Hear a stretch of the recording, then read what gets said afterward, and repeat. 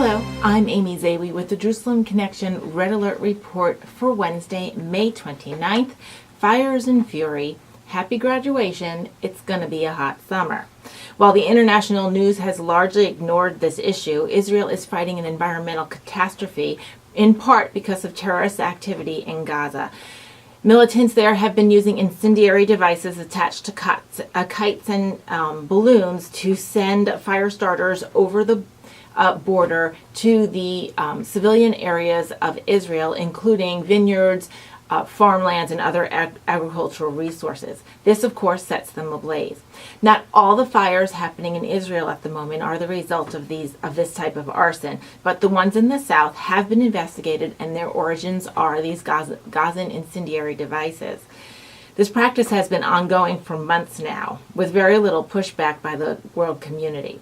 But adding to that burden of firefighting in the north are these ongoing fires in the south, and they are thinning the resources of Israeli firefighters. Cyprus and Greece did answer Benjamin Netanyahu's call for assistance and sent resources within a day to help fight the fires.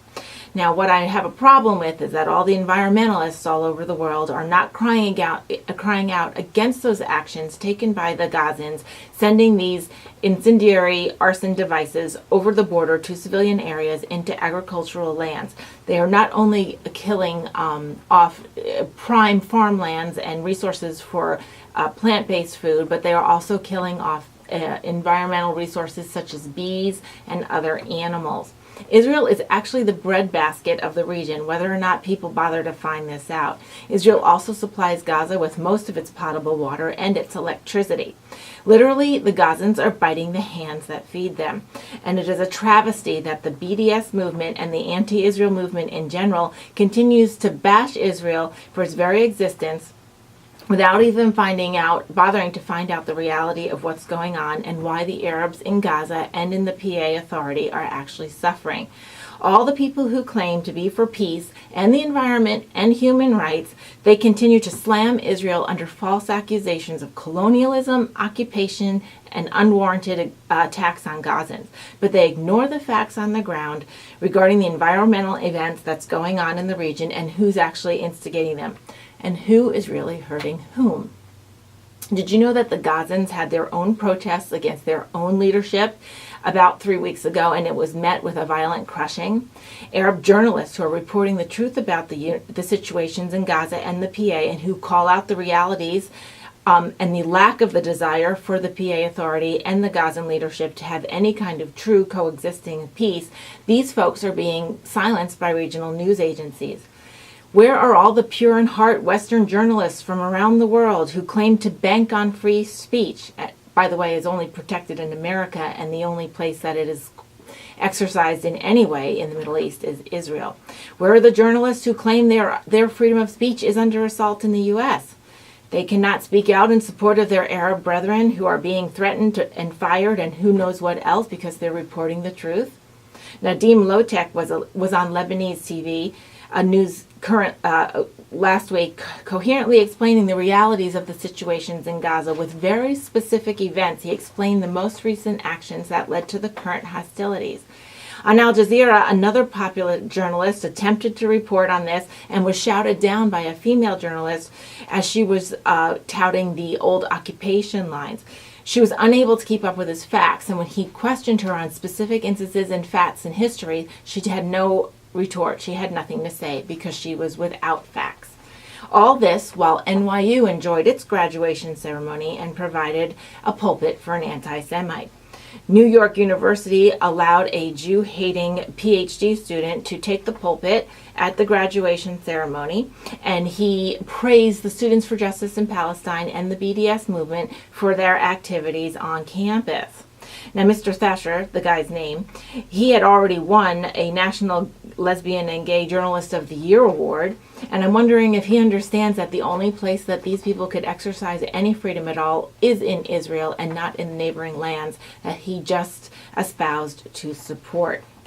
Moreover, during the Eurovision song competition that lasted for about a week and a half in Tel Aviv, Iceland's contingent was seen in the audience holding up pro-Palestinian signage, all while they were costumed in their LGBTQ community outfits.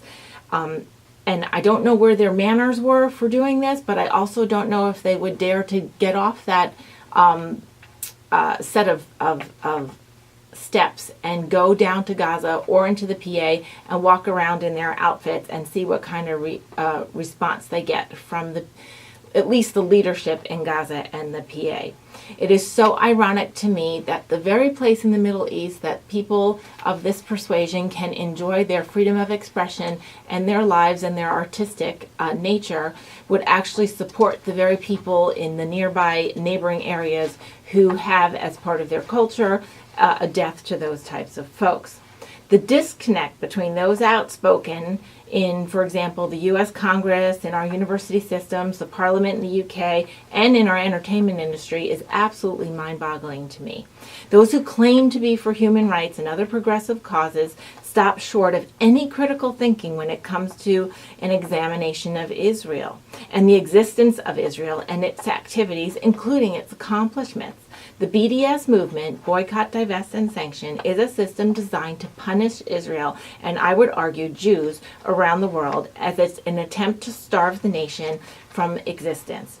This movement on college campuses is often sponsored by the SJP, Students for Justice in Palestine, whose financial and philosophical origins are tied directly to Hamas and the Muslim Brotherhood, each of which are outspoken anti-Semitic organizations with no hesitation to admit their goal is to annihilate Israel and to subjugate or destroy Jews in the rest of the world. So I'm not sure if the participants of all these BDS and, quote, anti-Zionist activities actually realize the anti-Semitic nature of it all, and I'm hoping that they will realize it and turn their ways. They also need to understand that the narrative is false. The history of the Jewish people in what is now modern-day Israel, as well as what is Judea and Samaria, is lost on them. The very notion of Palestine being a national identity is, of course, another twisted, false presumption.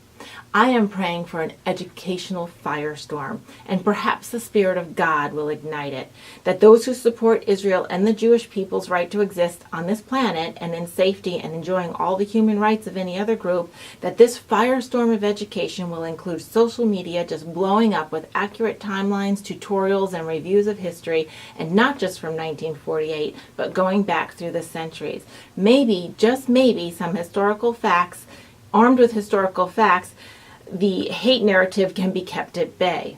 Our goal at the Jerusalem Connection International is education and inform, to alert, if you will, to the fires of lies and to fight the fires of lies with the fire of truth.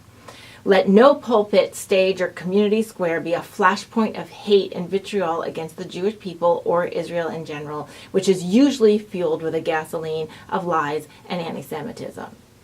Shavua Tov. Have a great week.